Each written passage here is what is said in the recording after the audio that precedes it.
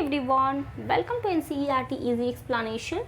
In this video हम देखेंगे that is electron transport system, जैसा कि हमारा चैप्टर चल रहा था रेस्पिरेशन इन प्लांट, ठीक है। और इसमें हम लोग ऑक्सीडेटिव फॉस्फोराइलेशन के बारे में भी देखेंगे। लास्ट वीडियो में हम लोगों ने क्रेब साइकिल देखा था।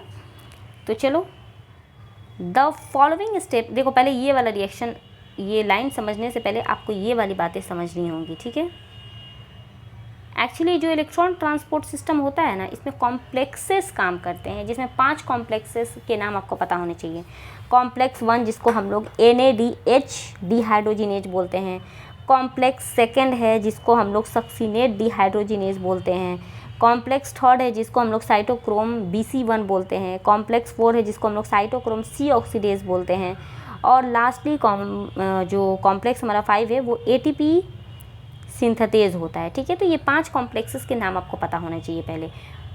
इसमें होता क्या है ये बात भी आपको पता होनी चाहिए कि ये आपको माइटोकॉन्ड्रियल मेम्ब्रेन है, इनर माइटोकॉन्ड्रियल मेम्ब्रेन है, ये जो ब्लू से आपको डॉटेड किया गया है। फिर अब माइटोकॉन्ड्रिया के अंदर आप आ जाइएगा तो ये आपको माइटोकॉन्ड्रिया का मैट्रिक्स है इस साइड, और ये आपको इनर मेम्ब्रेनल स्पेस होता है माइटोकॉन्ड्रिया में भी। जैसा कि आपको पता है सेल में कि माइटोकॉन्ड्रिया में भी डबल लेयर होता है, उसका जो सेल मेम्ब्रेन होता है 2 तरह का, मतलब उसमें भी 2 लेयर्स होते हैं। तो दोनों लेयर के बीच का जो स्पेस होता है उसको हम लोग इंटर मेम्ब्रेनस स्पेस बोलते हैं। तो ये वाला वही जगह है। आई होप अब तक आपको यहाँ तक क्लियर होगा।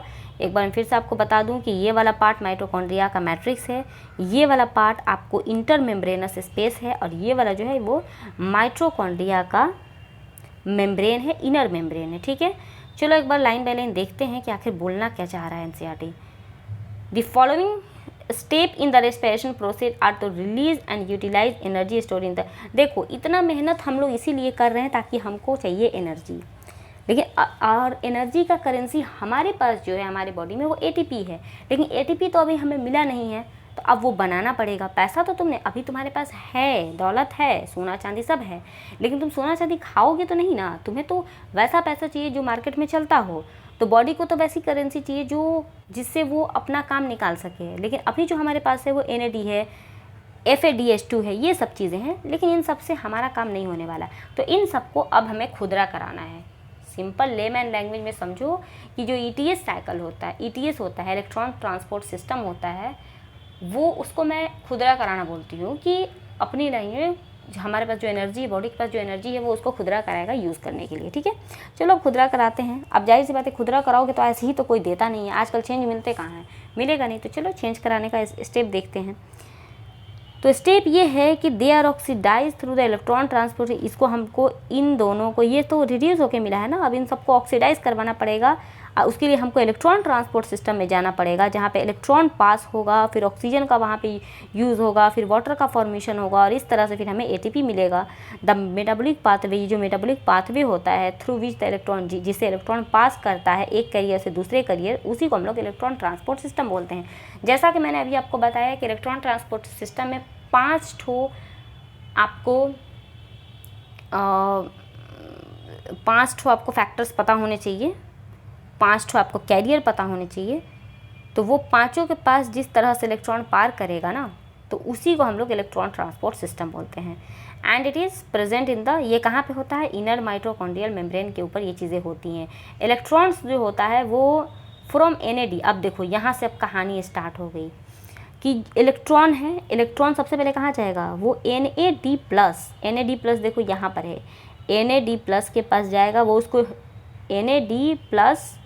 NADH2 के पास जाएगा, वो उसको ऑक्सीडाइज करेगा, ठीक है, प्रोड्यूस करेगा माइटोकॉन्ड्रियल मैट्रिक्स में ड्यूरिंग द, ये जो इलेक्ट्रॉन हमको मिल रहा है NAD+ जो हमें मिल रहा है वो कहाँ से मिला था, तो हमें क्रेब साइकिल के थ्रू मिला था। उसको हम लोग ऑक्सीडाइज करवाएंगे किसके प्रेजेंस में, NADH+ डिहाइड्रोजिनेज के प्रेजेंस में, यही हमारा कॉम्प्लेक्स 1 है। और electron are then transport the ubiquinone located with the, ubiquinone कहाँ पर है, तो यूबिक्यूनॉन ये आपको इनर मेम्ब्रेन के ऊपर प्रेजेंट है, ये रहा ubiquinone.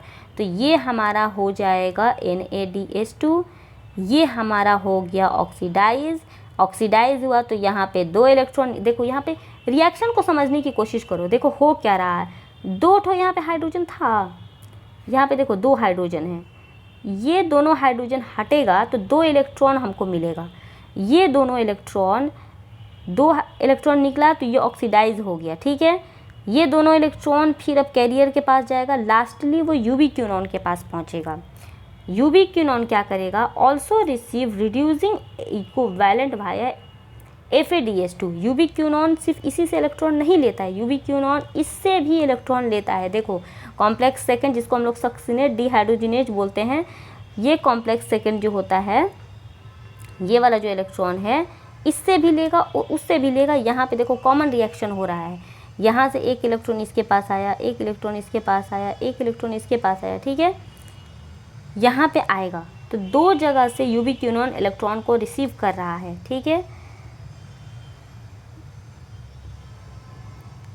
The reduce electron receive करने के बाद वो रिड्यूस हो जाएगा और वो ऑक्सीडाइज करेगा विद द ट्रांसफ़र। और खुद को जब ऑक्सीडाइज कब करेगा, जब वो अपना इलेक्ट्रॉन साइटोक्रोम C को दे देगा, या फिर साइटोक्रोम Bc1 के थ्रू।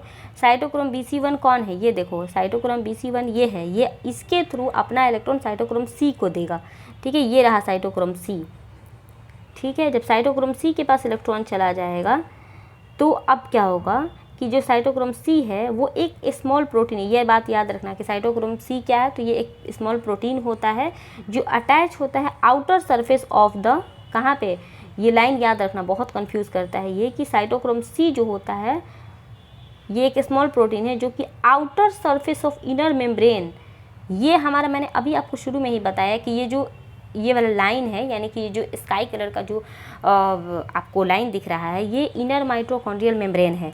इनर माइटोकॉन्ड्रियल मेम्ब्रेन के आउटर सरफेस पे साइटोक्रोम C प्रेजेंट है जो कि एक स्मॉल प्रोटीन है, ठीक है। और ये अब करेगा क्या कि ये जो साइटोक्रोम C है वो ट्रांसफ़र कर जाएगा, act as a mobile carrier, ये एक कैरियर की तरह काम करेगा और ये ट्रांसफ़र कर देगा साइटोक्रोम कॉम्प्लेक्स 3rd और 4th को अपना इलेक्ट्रॉन दे देगा, जिसकी वजह से अब ये वापस से ऑक्सीडाइज हो जाएगा, ठीक है, इलेक्ट्रॉन देने के बाद। और कहाँ गया ये, between the electron cytochrome complex 3rd and 4th। Complex 4 जो होता है, कॉम्प्लेक्स 4 को और क्या वो ये रेफ़र कर देगा साइटोक्रोम C के पास, और फिर A के पास 2 कॉपर सेंटर जिसके पास प्रेजेंट होते हैं, इसके पास 2 कॉपर सेंटर, कहाँ गए A, हाँ, इसके पास 2 कॉपर सेंटर प्रेजेंट है, उसको दे देगा। इस तरह से जब इलेक्ट्रॉन है पास करते करते करते वापस से कहाँ पहुँचेगा, कॉम्प्लेक्स 1 से कॉम्प्लेक्स 4 के पास पहुंचेगा, लास्टली कॉम्प्लेक्स 5 जिसको हम लोग ATPase के पास बोलते हैं, वहाँ पहुंचेगा इलेक्ट्रॉन। तब जा कर के ATP का, देखो ADP से ATP का सिंथेसिस होगा। जब इलेक्ट्रॉन यहाँ पे पहुंचेगा ना, तब ATP का सिंथेसिस होगा। और इस तरह से हमारा जब ATP का सिंथेसिस होगा तो number of ATP molecule synthesise depend करेगा, किस पे डिपेंड करेगा कि इलेक्ट्रॉन डोनर कितने हैं। ऑक्सीडेशन ऑफ 1, एक NADH2 जब ऑक्सीडाइज होगा तो 3 ATP का मॉलिक्यूल बनेगा, जबकि जो FADH2 एक मॉलिक्यूल जब ऑक्सीडाइज होगा तो 2 मॉलिक्यूल ATP बनेंगे। और ये दोनों चीज़ें एरोबिक प्रोसेस, रेस्पिरेशन का जो एरोबिक प्रोसेस है उसके थ्रू ये सारी चीज़ें हो रही हैं। और जो ऑक्सीजन का जो रोल है वो लिमिटेड होता है। ऑक्सीजन जो होता है वो प्रेजेंट कहाँ पे होता है, the presence of oxygen is the vital, oxygen को प्रेजेंट होना बहुत ज़रूरी है, ठीक है। इस सारे प्रोसेस में हाइड्रोजन जो होता है वो बहुत अच्छा रोल प्ले करता है, ऑक्सीजन सबसे इम्पॉर्टेंट रोल प्ले करता है। ऑक्सीजन जो होता है फाइनल एक्ट करता है, फाइनल हाइड्रोजन एक्सेप्टर।